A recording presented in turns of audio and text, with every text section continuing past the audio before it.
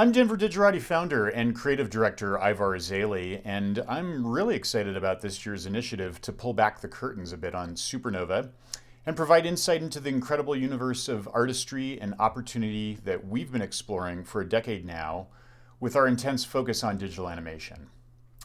Now, I've delved deeply into numerous art forms in my past, with heavy concentration in cinema and contemporary art, but digital animation really brings my interests in creativity and artists into full view after my lifelong intersections with art.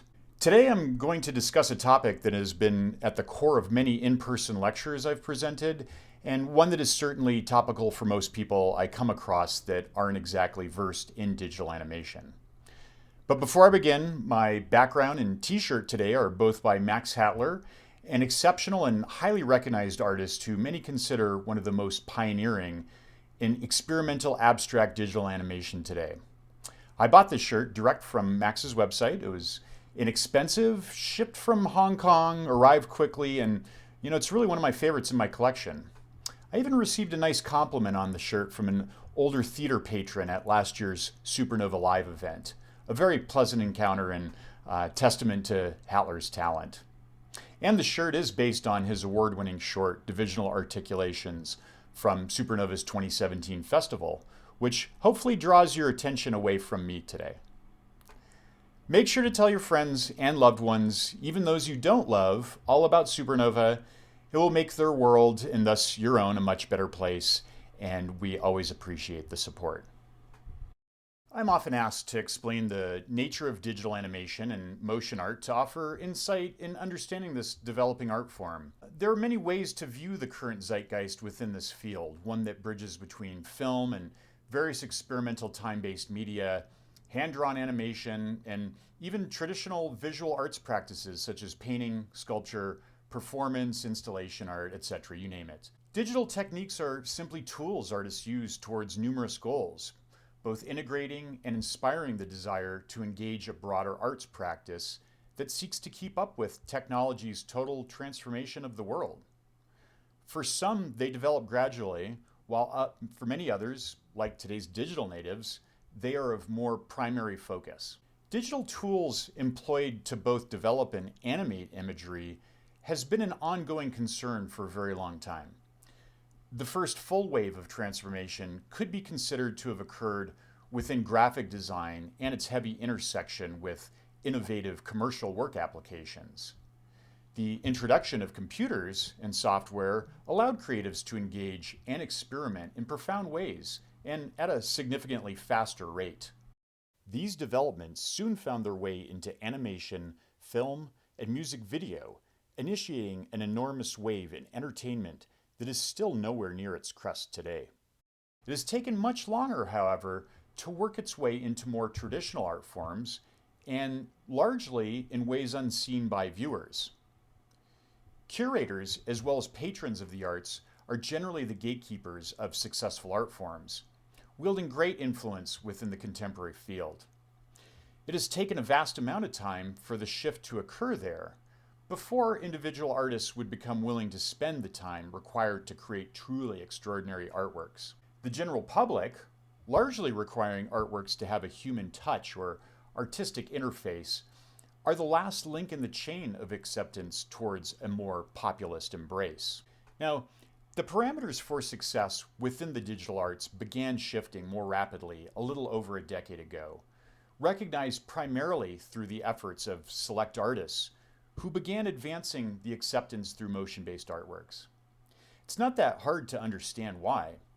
Moore's law, which states that society can expect the speed and capability of computers to increase every couple of years, while paying less for these exponential increases in power, grounds this shift in a common reality. With increased power and speed comes increased usability, aligning with software development and more expensive strategies in which it can all be put to use. Video gaming has played a massive role in this shift, as have the unbelievable advances within the structure of the World Wide Web itself, and the monopolies that now drive it all forward. There's no straight path that led to this transition within the arts. Rather, it's a natural integration affecting all fields. the foundation evolves further with each new generation. Today's digital natives are feeling far more comfortable clicking keys and buttons and embracing the magic of what then takes place in front of them. The vast gaming universe offers fun, engaging tools that accelerate cognitive development and offer powerful social engagement through a global network of enthusiasts. In just over 40 years, they've moved from clunky but charming, pixelated forms to undeniably vibrant, complex constructions. And there's really no argument as to why video games are easily the most popular and successful form of entertainment in the world, adding greatly to the dramatic shift towards an increase in visual literacy that technology rushes forward. I don't think I need to explain the influence of video gaming on today's artists, many of whom likely spent hours playing in their youth and continue into their adult lives.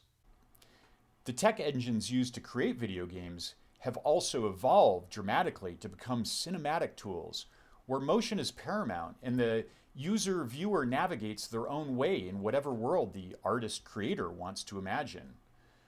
Applying those techniques towards more artistic aims may seem a little like misguided judgment on the part of the artist, but really no more so than any step towards a path in the arts, considered by many in society to be a flawed career choice. I mean, it often is, at least until the geniuses of the world figure out how to make it entrancing and maybe successfully monetized. The influence of video gaming on digital animation is vast, but technology is simply a means to an end, with the end being experimentation and the desire to formulate ideas in a new light. Ideas and aesthetics, guided by digital techniques, are constantly advancing, perhaps already at a much faster rate than in traditional art forms. The market is always thirsty for new blood, and as artists start to consider all the tools available to them, grounded hopefully through a finer understanding of composition and artistic merit, there are really no limits to what will come next. All artists might be considered as working towards the sublime. Those wielding digital tools are no different.